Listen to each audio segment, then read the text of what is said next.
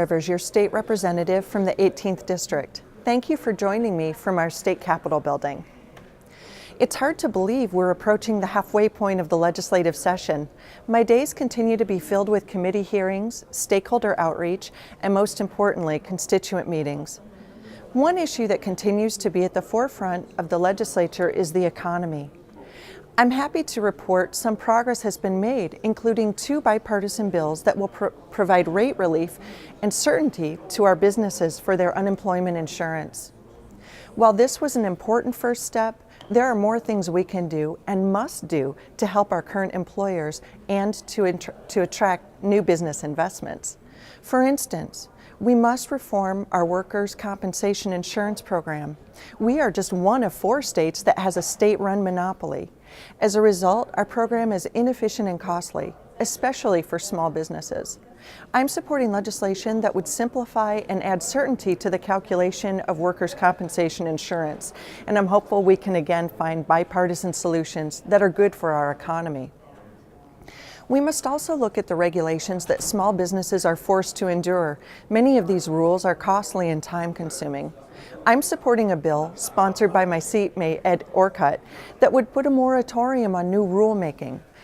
And there's another measure that would require state agencies before adopting a rule to determine whether it would have a specified economic impact.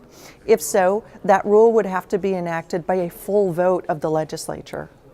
Both of these bills would help our employers, not to mention individuals and local governments.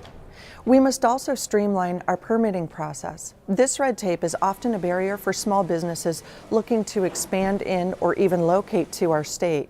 I'm supporting a bill that would require state agencies to make permitting decisions within 90 days. And finally, we must improve our transportation infrastructure. This means keeping gas tax promises and holding the State Department of Transportation accountable. This will improve the flow of goods and services, not to mention helping out commute times. As I highlighted in the Republican response to the Governor's State of the State address, small businesses did not lead us into this down economy, but they will lead us out.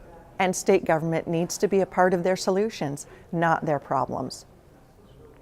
While strengthening the economy and balancing the budget without raising taxes are my 2 priorities, I'm also working on smaller issues that could have a big impact on people's lives. For example, I sponsored a bill that would allow certain companies to ask their customers for voluntary donations to help support hunger relief programs. It simply provides them an opportunity to help those in need. The measure passed off the floor and is now in the Senate.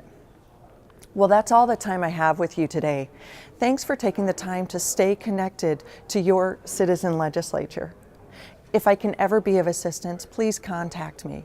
In closing, I would just like to say I am honored to represent the people of the 18th District.